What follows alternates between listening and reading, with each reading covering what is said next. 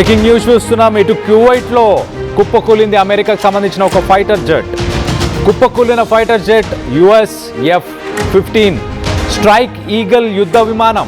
ప్రస్తుతానికి ఇటు పారాషూట్ ద్వారా ఫైటర్ జెట్ పైలట్ దాంట్లోంచి బయటకు వచ్చి తన ప్రాణాలను కాపాడుకున్నట్టు తెలుస్తుంది. సో ఒక్కసారి మనం చూస్తే కనుక ఆ విజువల్స్లో చాలా క్లియర్గా కనిపిస్తుంది. యుఎస్కి సంబంధించిన F-15 ఫైటర్ జెట్ ఒక్కసారిగా కుప్పకూలిపోయింది. పల్లెటీలు కొడుతూ గాల్లో తిరుగుతూ ఒక్కసారిగా కుప్పకూలిపోయిన ఆ వీడియోని మనం చూస్తున్నాం. దానికి 2 ఇంజన్స్ ఉంటాయి, ట్విన్ టర్బో ఇంజన్. సో మొత్తానికైతే ఒక ఇంజన్లో మంటలు కనిపిస్తున్నాయి. మంటల వ్యాప్తి అయి మొత్తానికైతే ఆ ఫైటర్ జెట్ కూలిపోయినట్టు తెలుస్తుంది. దీనికి సంబంధించి ఇటు కువైట్ అధికారులు కానీ అలాగే ఇటు అమెరికాకు సంబంధించిన అమెరికాకు సంబంధించిన అధికారులు కానీ ఇప్పటిదాకా దానిపై ఆఫీషియల్ స్టేట్మెంట్ అంటూ ఇవ్వలేదు. ఇటు పైలట్ కూడా ప్రస్తుతానికి స్వల్ప గాయాలతోనే ఇటు సేఫ్గా బయటపడినట్టు తెలుస్తుంది. ఇటు ఫైటర్ జెట్ కూలడంపై ఇటు క్లారిటీ అమెరికా ఇప్పటిదాకా క్లారిటీ ఇవ్వలేదు. పొరపాటున ఇటు ఇజ్రాయెలే అమెరికాకు సంబంధించిన ఈ ఫైటర్ జెట్ని కూల్చినట్లు అనుమానాన్ని వ్యక్తపరుస్తున్నారు. ఇటు ఫైటర్ జెట్ని తామే కూల్చామంటూ ఇటు ఇరాన్ కూడా ఒక స్టేట్మెంట్ ఇచ్చే ప్రయత్నం చేసింది. ఇరాన్ మేమే కూల్చేశామంటూ చెప్పుకొస్తుంది. ఫైటర్ జెట్ కూలిపోవడంపై క్లారిటీ లేక ప్రస్తుతానికి గందరగోళం నెలకొంది. మొత్తం మీద ఆ ఫైటర్ జెట్కి సంబంధించిన విజువల్ని మనం చూస్తున్నాం. రైట్ సైడ్ ఫైటర్ జెట్ కూలిపోయిన విజువల్ చూస్తున్నాం. ఇటు లెఫ్ట్ సైడ్ ఆ ఫైటర్ జెట్లోంచి పారాషూట్ ద్వారా బయటికి వస్తున్న పైలట్ని చూస్తున్నాం. సో మొత్తానికైతే ఇటు కువైట్లోని మీనా అల్ అహ్మదీ అనే ఒక ఆయిల్ రిఫైనరీ మనకు విజువల్స్లో కనిపిస్తుంది. పక్కన ఉన్న ఆ బిల్డింగ్స్ అన్నీ కూడా ఒక ఆయిల్ రిఫైనరీ ఉంది. ఆ ఆయిల్ రిఫైనరీ దగ్గర ఈ ఫైటర్ జెట్ కూలిపోయినట్టు తెలుస్తుంది. సో ఇటు యాక్సిడెంటల్గా ఒక ఫ్రెండ్లీ ఫైర్ ద్వారా అంటే చూడండి, ఇటు ఇజ్రాయెల్కి సంబంధించిన మిసైల్ సిస్టమ్ ఇటు అమెరికాకు సంబంధించిన ఫైటర్ జెట్ని కూల్చేసింది అంటూ అనుమానాలు అయితే వస్తున్నాయి. అంటే ఎన్ని ఫైటర్ జెట్లు గాల్లో తిరుగుతున్నాయి, ఇరాన్ ఎంతగా ప్రతిఘటిస్తుంది, ఇటు ఇజ్రాయెల్కి అసలు అమెరికన్ ఫైటర్ జెట్టా లేకపోతే ఇరాన్కి సంబంధించిన ఫైటర్ జెట్టా కూడా అర్థం కాక మరి ఇటు ఇజ్రాయెలే ఫైరింగ్ చేసిందా, ఆ ఫైటర్ జెట్ని కూలగొట్టిందా? ఒకసారి ఈ ఫైటర్ జెట్ కి సంబంధించిన కొన్ని డీటెయిల్స్ కూడా చెప్పే ప్రయత్నం చేస్తా. ఒక్కసారి ఫైటర్ జెట్ కి సంబంధించి ఒక్కసారి చూస్తే కనుక F-15 ఫైటర్ జెట్ F-15 ఇది స్ట్రైక్ ఈగల్ అని దీన్ని పిలుస్తుంటారు. మొత్తానికైతే F-15 అనే ఈ ఫైటర్ జెట్ దాదాపు 2655 కిలోమీటర్ల స్పీడ్ తోని హై ఆల్టిట్యూడ్ లో 2500-2600 కిలోమీటర్ స్పీడ్ తోని ఇది ట్రావెల్ చేస్తుంటది.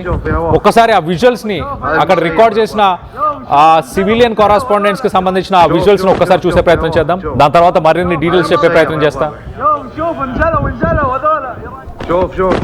يا واحد شوف هذا المسير يا الربع شوف انزلوا هذول ايران شوف يا واحد هذا المسير يا الربع شوف انزلوا هذول ايران شوف يا واحد هذا المسير يا الربع شوف انزلوا هذول ايران شوف يا واحد هذا المسير يا الربع شوف انزلوا هذول ايران شوف يا واحد هذا المسير రైట్, ఈ ఫైటర్ జెట్ కి సంబంధించిన పైలట్ విజువల్స్ ని మనం చూస్తున్నాం. ప్రస్తుతానికి కువైట్ సెక్యూరిటీ ఆఫీషియల్స్ అక్కడున్న సెక్యూరిటీ పర్సనల్స్ ఆ ఫైటర్ జెట్ పైలట్ ని కిందికి వచ్చిన తర్వాత తనని రిసీవ్ చేసుకోవడం, తనకి మెడికల్ కేర్ ని ఇచ్చే ప్రయత్నం చేస్తున్నారు. దానికి సంబంధించిన విజువల్స్ ని మనం చూస్తున్నాం. మొత్తానికైతే అమెరికన్ ఫైటర్ జెట్ అలాగే అమెరికన్ పైలట్ మనకి చాలా క్లియర్ గా కనిపిస్తుంది. కువైట్లో మరి కూలిపోవడానికి కారణం ఏంటి? ఇరాన్ ఒక పక్కన మేమే కూల్చేసామంటూ చెప్పుకొచ్చే ప్రయత్నం చేస్తుంది. సో ఇటు దీనిపై క్లారిటీ అయితే లేదు, కానీ ఇటు ఫైటర్ జెట్ గురించి కొంత చెప్పే ప్రయత్నం చేస్తా. 2655 కిలోమీటర్లు పర్ అవర్ అంత స్పీడ్తో ఇది ట్రావెల్ చేస్తుంది. దీని దగ్గర ఎయిర్ టు ఎయిర్ మిసైల్స్, గాల్లోనే మిసైల్స్ని పేల్చేంత సామర్థ్యం ఉంది. అలాగే ఎయిర్ టు గ్రౌండ్ మిసైల్స్ కూడా దీని దగ్గర ఉన్నట్టు తెలుస్తుంది. సో మొత్తం మీద ఇలాంటి ఒక ఎయిర్ క్రాఫ్ట్ని, ఇలాంటి ఒక ఫైటర్ జెట్ని ఇరానే కూల్చేసినా అంటుంది. ఇటు ఫిబ్రవరి 28న ఖమేనీ చనిపోయిన తర్వాత ఇటు ఇరాన్ విజృంభిస్తుంది, ఒక రకంగా గల్ఫ్ దేశాలని టార్గెట్ చేస్తుంది. ఎట్ ద సేమ్ టైం ఇటు ఇజ్రాయెల్ పైన కూడా దాడులు చేస్తుంది. అమెరికన్ ఎయిర్ ఫోర్స్ దాదాపు ఇటు ఇజ్రాయెల్లో 400 ఫైటర్ జెట్స్ ఉన్నాయి. ఇటు అమెరికాకు సంబంధించిన ఫైటర్ జెట్స్, ఇజ్రాయెల్కి సంబంధించిన ఫైటర్ జెట్స్. ఇజ్రాయెల్లో 400 ఫైటర్ జెట్స్ ప్రస్తుతానికి ఇజ్రాయెల్ని అటాక్ చేస్తున్నా కూడా ఇటు ఇరాన్ని అటాక్ చేస్తున్నా కూడా ఇటు ఇరాన్ ఏమాత్రం తగ్గట్లేదు. ఇరాన్ ఇటు గల్ఫ్ దేశాల మీద డ్రోన్స్తో, మిసైల్స్తో, at the same time ballistic మిసైల్స్తో అటాక్ చేస్తుంది. ఇజ్రాయెల్లో కొన్ని ప్లేసెస్ని, టెల్ అవీవ్ అలాగే మిగతా సిటీస్ని కూడా ఇటు మిసైల్స్తోని ఇరాన్ అటాక్ చేస్తుంది. ఎట్ ద సేమ్ టైం అమెరికాకు సంబంధించిన యుఎస్ఎస్ అబ్రహం లింకన్ అమెరికన్ వార్షిప్స్ని కూడా బాలిస్టిక్ మిసైల్స్తోని అటాక్ చేస్తుంది. ప్రస్తుతానికి ఇరాన్ యుద్ధాలలోకి ఇటు గల్ఫ్ దేశాలని లాగేసింది. అలాగే ఇటు బ్రిటన్, ఫ్రాన్స్, జర్మనీ కూడా ప్రస్తుతానికి పార్టిసిపేట్ చేస్తున్నాయి. బ్రిటన్కి సంబంధించిన ఫైటర్ జెట్స్ కూడా ప్రస్తుతానికి ఇరాన్ని అటాక్ చేస్తున్నాయి. ఇరాన్ నుంచి వచ్చే మిసైల్స్ని కౌంటర్ చేయడానికి, ఇంటర్సెప్ట్ చేయడానికి, న్యూట్రలైజ్ చేయడానికి ఇటు అమెరికన్ ఫైటర్ జెట్స్, ఇజ్రాయెల్కి సంబంధించిన ఫైటర్ జెట్స్, బ్రిటన్కి సంబంధించిన ఫైటర్ జెట్స్ ఇవన్నీ కూడా పోరాడుతున్నాయి. కానీ ఇరాన్కి ఎవరు హెల్ప్ చేస్తున్నారు? ఇరాన్ ఖమేనీ చనిపోయిన తర్వాత కూడా ఇంత సమర్థవంతంగా, ఇంత స్ట్రాటజిక్గా గల్ఫ్ నేషన్స్ని, ఇజ్రాయెల్ని, అమెరికాని వీళ్ళందరినీ ఒక్కసారి ఎలా అటాక్ చేయగలుగుతుంది? అంత సామర్థ్యం ఉందా? అన్ని మిసైల్స్, అన్ని డ్రోన్స్ ఇరాన్ దగ్గర ఉన్నాయా? ఇటు చైనాకి సంబంధించిన ఒక స్పై వెజిల్, ఆ స్పై వెజిల్ ఇప్పుడు ప్రస్తుతానికి ఒమాన్ పరిసర ప్రాంతాల్లో ఉన్నట్టు తెలుస్తుంది. ఇటు అమెరికన్ జెట్ ఫైటర్స్ ఎక్కడెక్కడ ఉన్నాయి, అమెరికన్ వార్షిప్స్ ఎక్కడెక్కడ ఉన్నాయి, వాటన్నిటికీ సంబంధించిన శాటిలైట్ ఇమేజెస్ని, ఆ క్రూషియల్ ఇన్ఫర్మేషన్ని సీక్రెట్గా ఇరాన్కి అందవేస్తుంది చైనా అంటూ ప్రస్తుతానికి వాదనలు వస్తున్నాయి. ఎందుకంటే అలాంటి టెక్నాలజీ లేకుండా ఈ ఫైటర్ జెట్స్ని, అలాగే అమెరికాకు సంబంధించిన వార్షిప్స్ని అటాక్ చేయలేరు. అవి ఎక్కడున్నాయి కూడా ట్రేస్ చేయలేని పరిస్థితి. రాడార్లో కనిపించని అలాంటి వాటిని ఎలా టార్గెట్ చేయగలుగుతారు? ఖచ్చితంగా దీని వెనక చైనా హస్తం ఉంది. చైనా స్పై వెజిల్, ఏదైతే చైనాకు సంబంధించిన స్పై వెజిల్ ఉందో అది ఇరాన్కి సపోర్ట్ చేస్తుంది అంటూ ఇటు డిఫెన్స్ అనలిస్టులు చెప్పుకొస్తున్నారు. ఇటు జియో పొలిటికల్ అనలిస్టులు కూడా, ఇటు రష్యా కూడా బిహైండ్ ద స్క్రీన్ సపోర్ట్ చేస్తుంది. వెపన్స్ని సపోర్ట్ చేస్తుందా? వెపన్స్ని పంపించిందా? గతంలోనే ఆల్రెడీ ఇటు 1 సంవత్సరం నుంచి దాదాపు 2025 జూన్ నుంచి అమెరికా ఇరాన్ పైన నిఘా పెట్టింది, ఖమేనీ పైన నిఘా పెట్టింది. ఖమేనీ ప్రతి యాక్టివిటీని, ప్రతిరోజు అతను ఎక్కడ ఉంటున్నాడు, ఏం చేస్తున్నాడు, ప్రతి శుక్రవారం వీక్ ఆఫ్ తీసుకోవడం, ప్రతి శనివారం గవర్నమెంట్ అఫీషియల్స్తో మీటింగ్ పెట్టుకోవడం, ఇలాంటివన్నీ అమెరికా ట్రేస్ చేస్తున్న సమయంలో ఇటు చైనా, ఇరాన్, రష్యా ఇవన్నీ కూడా మిలిటరీ ఎక్సర్సైజెస్ కూడా చేసే మధ్యలో. అలాగే చైనాకి సంబంధించిన ఈ స్పై షిప్ కూడా ప్రస్తుతానికి గతంలో ఇండియా చుట్టూ తిరుగుతుండేది. ఇండియన్ ఓషన్లో, ఇండియా పరిసర ప్రాంతాల్లోనే ఈ స్పై షిప్ తిరుగుతుండేది. ఇండియాలో ఉన్న ఫైటర్ జెట్స్, ఇండియాలో ఉన్న వార్షిప్స్, సబ్మెరీన్స్ వీటి యాక్టివిటీని ఎప్పుడు మానిటర్ చేస్తున్న ఆ షిప్ ఒక్కసారిగా ఇటు ఒమాన్, అరేబియన్ సీలోని ఒమాన్కి ఎందుకు వెళ్ళింది? డిఫెన్స్ అనలిస్టులు చాలా స్ట్రాంగ్గా ఇరాన్ వెనక ఇటు చైనా ఖచ్చితంగా ఉంది, చైనా సపోర్ట్ చేస్తుంది, అలాగే రష్యా సపోర్ట్ చేస్తుంది అంటూ ఇటు డిఫెన్స్ అనలిస్టులు, జియోపొలిటికల్ అనలిస్టులు చెప్పుకొచ్చే ప్రయత్నం చేస్తున్నారు. ఒకసారి మనం ఇటు ఆ విజువల్స్లో చూస్తున్నాం. చైనాకి సంబంధించిన ఆ స్పై షిప్, ఇప్పటిదాకా నేను చెప్పిన ఆ స్పై షిప్ ఏదైతే ఉందో చైనాకి సంబంధించిన స్పై షిప్ కింద రైట్ సైడ్ బాక్స్లో మనం చూస్తున్నాము. ఆ స్పై షిప్ కనిపిస్తుంది. దాంట్లో కొన్ని రాడార్స్ లాంటివి కనిపిస్తున్నాయి, గ్లోబ్ లాగా ఇలా రౌండ్గా ఉన్న ఆ రాడార్స్ అలాగే చైనాకి ఉన్న ఆ శాటిలైట్స్, ఆ రెండింటినీ యూటిలైజ్ చేసి ఆ షిప్, అమెరికాకు సంబంధించిన ఫైటర్ జెట్స్ ఎక్కడున్నాయి, అమెరికాకు సంబంధించిన వార్షిప్స్ ఎక్కడున్నాయి, అమెరికాకు సంబంధించిన ఆర్మీ బేసెస్ ఎక్కడున్నాయి, ఎయిర్ ఫోర్స్కి సంబంధించిన బేసెస్ ఎక్కడున్నాయి, ఇవన్నీ ఎక్కడున్నాయని చైనా ఎప్పటికప్పుడు క్షణక్షణం 24/7 లేటెస్ట్ అప్డేట్స్ అని ఇరాన్కి ఇస్తుంది. ఆ షిప్ గతంలో ఇటు ఇండియన్ ఓషన్, ఇటు గతంలో మనం చూస్తే కనుక ఇండియా పరిసర ప్రాంతాల్లోనే తిరుగుతుండేది. ఇటు బే ఆఫ్ బెంగాల్, అరేబియన్ సీ ఈ పరిసర ప్రాంతాల్లోనే. కానీ ఇప్పుడు ప్రస్తుతానికి అది గల్ఫ్ ఆఫ్ ఒమాన్ పరిసర ప్రాంతాల్లో ఉంది. అక్కడ యుఎస్ఎస్ అబ్రహం లింకన్ అలాగే మిగతా వార్షిప్స్ ఎస్కాట్ వెసెల్స్ కావచ్చు, వీటన్నిటి మూమెంట్ అంటే వీటన్నిటి కదలికలని ఎప్పటికప్పుడు ఈ చైనాకి సంబంధించిన ఈ స్పై షిప్ ఇరాన్కి ఎప్పటికప్పుడు లేటెస్ట్ అప్డేట్స్, ఆ డీటెయిల్స్, ఆ శాటిలైట్ ఇమేజెస్, ఆ కోఆర్డినేట్స్ అన్నిటినీ కూడా షేర్ చేస్తుంది. అలా చేయడం వల్లనే యుఎస్ఎస్కి సంబంధించిన అమెరికాకి సంబంధించిన ఒక వార్షిప్ని 4 బలిస్టిక్ మిసైల్స్తోని ఆల్రెడీ అటాక్ చేశారు. అమెరికాకు సంబంధించిన వార్షిప్స్ని అటాక్ చేయడం అంత ఆషామాషి విషయం కాదు. ఇరాన్ దగ్గర అలాంటి టెక్నాలజీ లేదు. ఖచ్చితంగా దీని వెనకాల చైనా స్పై షిప్ ఏదైతే ఉందో ఆ స్పై షిప్ ఉందని ఇటు అందరూ వాదిస్తున్నారు. ఇరాన్ ఖమేనీ చనిపోయిన తర్వాత కూడా ఇంత అగ్రెసివ్గా ఎలా పనిచేయగలుగుతుంది? ఖమేనీ చనిపోయే ముందు ఇవంతా ఊహించాడు, ఖచ్చితంగా తనని టార్గెట్ చేస్తారు, తను చంపే ప్రయత్నం చేస్తారు అని.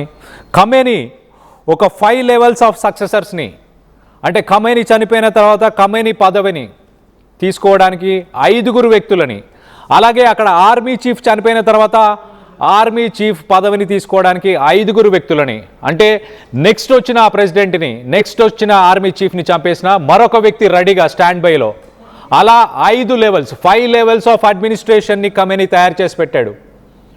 5 లెవెల్స్ ఆఫ్ అడ్మినిస్ట్రేషన్. అందుకే ఖమేనీ చనిపోయిన కొన్ని నిమిషాల్లోనే ఇటు ఇరాన్ అగ్రెసివ్గా అమెరికాకు సంబంధించిన ఎయిర్ బేసెస్, అమెరికాకు సంబంధించిన నేవీ బేసెస్, గల్ఫ్ నేషన్స్, అలాగే ఇజ్రాయెల్, టెల్ అవీవ్, ఈ ప్లేసెస్ అన్నిటినీ కూడా ఇమీడియట్గా అటాక్ చేయగలిగింది. ఎందుకంటే ముందే యుద్ధానికి ప్రిపేర్ అయ్యింది ఇరాన్.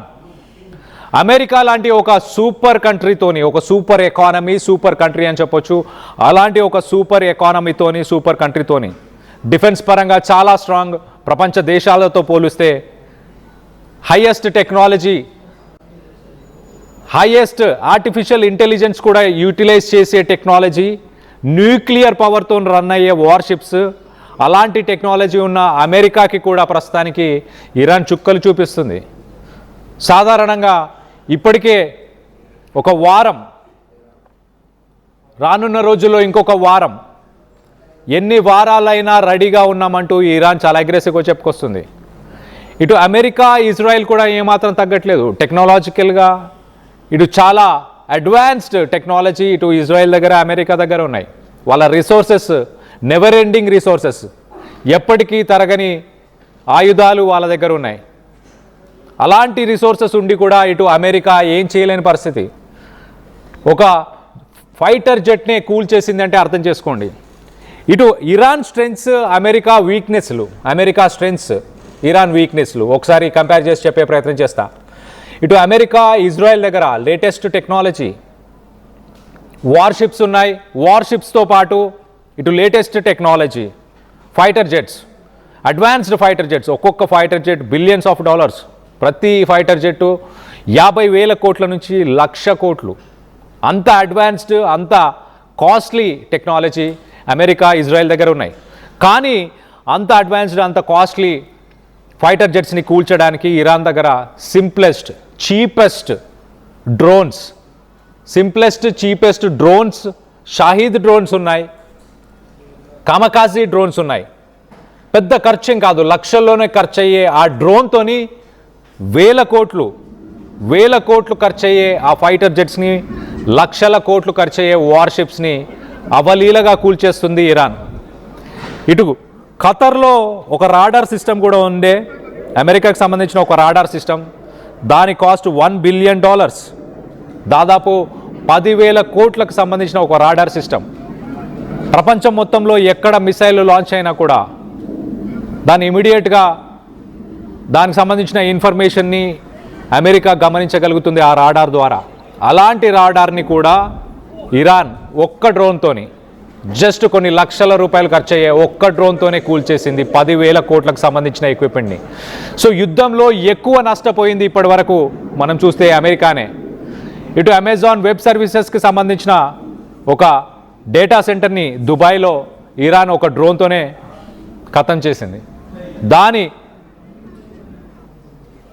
దాని విలువ 50,000 కోట్లు. సో దాదాపు అమెరికా ఇప్పుడు కొన్ని లక్షల కోట్లు నష్టపోయింది ఈ యుద్ధంలో. ఇటు అమెరికాలో కూడా నిరసన సెగలు అంటుకున్నాయి. చాలా సిటీస్లో, చాలా స్టేట్స్లో ఈ యుద్ధం ఎవరి కోసం, దేనికోసం ఈ యుద్ధం, ఎవరి కోసం ఈ యుద్ధం అంటూ ప్రొటెస్ట్లు కూడా చేస్తున్నారు అమెరికాలో ట్రంప్కి వ్యతిరేకంగా. అంటే అర్థం చేసుకోవచ్చు.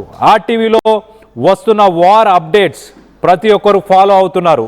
Thank you for trusting us and following RTV for latest updates on Iran, Israel and America war updates. మీరు వందల్లో ఇంట్రెస్టింగ్ కామెంట్స్ కూడా చేస్తున్నారు. ఆ కామెంట్స్ కూడా కొన్ని చదివి వినిపించే ప్రయత్నం చేస్తాను. ఒకసారి మనం చూస్తే కనుక ఇటు ఇరాన్, ఇజ్రాయెల్కి సంబంధించిన నష్టాన్ని ఎవరు పూడ్చలేరు. కొన్ని లక్షల కోట్లు నష్టపోయింది ఇప్పటిదాకా ఇరాన్ చేస్తున్న ఈ వార్లో ఇజ్రాయెల్ అండ్ అమెరికా. కొన్ని కామెంట్స్ కూడా మీకు చదివి వినిపించే ప్రయత్నం చేస్తాయి. ఇటు 1952లో ఇటు మాచర్ల ఆంజనేయులు కామెంట్ చేశారు, ఇండియన్ కంట్రీ అంటూ మొత్తానికైతే చెప్పుకొస్తున్నారు. ఇరాన్కు రష్యా సపోర్ట్ చేస్తుంది, ఖచ్చితంగా ఇరాన్కు రష్యా సపోర్ట్ చేస్తుంది. ఇటు చైనా ఎలా అయితే ఒక స్పై వెజల్ని పంపించిందో, ఇరాన్ కూడా తన దగ్గర ఉన్న శాటిలైట్స్తోని ఖచ్చితంగా ఇంటెలిజెన్స్ రిపోర్ట్స్ని, యుద్ధంలో ఎప్పుడు ఆయుధాలే కాదు, intelligence reports, satellite images, intelligence reports అన్నిటికంటే ఇంపార్టెంట్. ఎక్కడ కదలికలు జరుగుతున్నాయి, అమెరికాకు సంబంధించిన వార్షిప్స్ కావచ్చు, అమెరికాకు సంబంధించిన ఫైటర్ జెట్స్ మూమెంట్స్ ఎక్కడున్నాయి, ఎక్కడెక్కడ వాళ్ళ ఎయిర్ బేసెస్ ఉన్నాయి, వాటిని టార్గెట్ చేయొచ్చు. కొన్ని వేల కోట్లు, కొన్ని లక్షల కోట్లకు సంబంధించిన ఆ వెపన్స్ని, కొన్ని లక్షల రూపాయలకు సంబంధించిన డ్రోన్స్తోని ఇరాన్ ఎదుర్కొనే అవకాశాన్ని ఇప్పుడు ఇటు రష్యా, చైనా కల్పిస్తుంది. గతంలో యుద్ధాలు ఫైటర్ జెట్స్తోని, ట్యాంకులతోని, అలాగే వార్షిప్స్తోని చేసేవారు. కానీ ఇటు యుక్రెయిన్ రష్యా వార్ వచ్చిన తర్వాత యుద్ధాన్ని చేసే స్టైలే మారిపోయింది, స్ట్రాటజీ మారిపోయింది. డ్రోన్స్తోనే ఎక్కువ శాతం యుద్ధాన్ని ముందుకు తీసుకెళ్లే ప్రయత్నం చేస్తున్నారు. మరికొన్ని కామెంట్స్ కూడా చదివి వినిపించే ప్రయత్నం చేస్తా. ఇటు ఎన్ రాము కామెంట్ చేశారు, నా సపోర్ట్ ఇరాన్కే, రష్యా సపోర్ట్ చేస్తుంది, అమెరికాని లేపేయండి అంటూ చెప్పుకొస్తున్నారు. సో మొత్తం మీద మరొక కామెంట్ చేశారు, ముందు ట్రంప్ని లేపేయండి అంటూ. ఎస్, ఇండియా వాళ్ళకి ఏమీ రావు అంటూ చెప్పుకొస్తున్నారు. మరొకరు ఠాకూర్ సింగ్ కామెంట్ చేశారు, ట్రంప్ చాలా తప్పు చేశాడు అంటూ. ఎస్, ఎగ్జాక్ట్లీ, ఖచ్చితంగా ట్రంప్ని కూడా టార్గెట్ చేస్తారు ఇరాన్కి సంబంధించిన వ్యక్తులు. ఇటు గతంలో మనం చూసాం, అమెరికాలో ట్రంప్ ఉంటున్న తన ఇంటి పైన కూడా తనని చంపడానికి కొంతమంది వ్యక్తులు అటెంప్ట్ చేశారు. పోయిన వారమే ఇలాంటి ఒక ఇన్సిడెంట్ జరిగింది. ట్రంప్ని ఎలాగైతే ఖమేనీని, ఇరానియన్స్ ఆఫీషియల్స్ని, అలాగే ఇరానియన్ ఆఫీషియల్స్ని ఎలాగైతే సిఐఏ, అలాగే ఇటు ఇజ్రాయెల్కి సంబంధించిన ఇంటెలిజెన్స్ వర్గాలు ఎలా అయితే నిఘాని పెట్టి ఎప్పటికప్పుడు తన మూమెంట్స్ని, తన కదలికలను చూసే ప్రయత్నం చేశారు, అలానే ఇరాన్, చైనా, అలాగే రష్యా, ఇవన్నీ కూడా ఇటు అమెరికాకు సంబంధించిన ఫైటర్ జెట్స్ కావచ్చు, వాళ్ళ వార్షిప్స్ కావచ్చు, వాళ్ళ కదలికలు, వాళ్ళ మూమెంట్స్, వాళ్ళు ఎక్కడెక్కడ తిరుగుతున్నారు, ఇటు ఒమాన్కి సంబంధించి అరేబియన్ సీలో కానీ, ఇటు స్ట్రెయిట్ ఆఫ్ హార్మోజ్ కావచ్చు, రెడ్ సీ కావచ్చు, ఈ పరిసర ప్రాంతాల్లో వార్షిప్స్ ఎక్కడున్నాయి, వాళ్ళ ఎయిర్ బేసెస్ ఎక్కడున్నాయి, వీటిని ఎప్పటికప్పుడు చైనా ట్రాక్ చేస్తూ ఇరాన్కి హెల్ప్ చేస్తుంది. సో మొత్తం మీద ఇటు ఇరాన్ ప్రస్తుతానికి అమెరికాకు సంబంధించిన ఒక ఫైటర్ జెట్ని కువైట్లో కూల్చేసింది. ఆ ఫైటర్ జెట్ మోడల్ వచ్చేసి US F-15. అమెరికాకు సంబంధించిన ఈ స్ట్రైక్ ఈగల్ ఫైటర్ జెట్ 2655 కిలోమీటర్ల స్పీడ్ పర్ అవర్, 2655 కిలోమీటర్ల స్పీడ్తో గాల్లో హై ఆల్టిట్యూడ్లో తీసుకెళ్తుంది. ట్విన్ ఇంజన్స్ ఉన్నాయి దీనికి. ట్విన్ ఇంజన్స్ ఉన్నా కూడా దాంట్లో ఒక ఇంజన్కి మంటలు అంటుకోవడం ద్వారా మొత్తానికైతే కువైట్లో అది కుప్పకూలిపోయింది. దానికి సంబంధించిన పైలట్ కూడా ఆ పారాషూట్ని ఓపెన్ చేసుకొని మొత్తానికైతే చాలా సేఫ్గా అక్కడ దిగిపోయినట్టు తెలుస్తుంది. ఇరాన్ దీన్ని మేమే కూల్చేసామంటూ చెప్పుకొచ్చే ప్రయత్నం చేస్తుంది. మరో పక్కన ఇజ్రాయెల్కి సంబంధించిన ఫోర్సెస్ పొరపాటున యాక్సిడెంటల్లీ ఒక ఫ్రెండ్లీ ఫైరింగ్లో ఈ ఫైటర్ జెట్ని కూల్చేసామంటూ ఇటు ఇరాన్ చెప్పుకొచ్చే ప్రయత్నం చేసింది. దీనికి సంబంధించి మీరేమనుకుంటున్నారు? రానున్న రోజుల్లో ఏం జరగబోతుంది? ఇటు ఇజ్రాయెల్ అమెరికాను ఇటు ఇరాన్ ఓడిచ్చే అవకాశం ఉందనుకుంటున్నారా? దీనికి సంబంధించి మీ అభిప్రాయాలు ఏంటనేది కింద కామెంట్ రూపంలో తెలియపరచండి. شوف شوف شوف شوف يا واحد شوف شوف هذا المسير يا الربع. شوف انزلوا هذولا ايران. شوف شوف شوف شوف يا واحد شوف هذا المسير يا الربع. شوف انزلوا هذولا ايران. شوف شوف شوف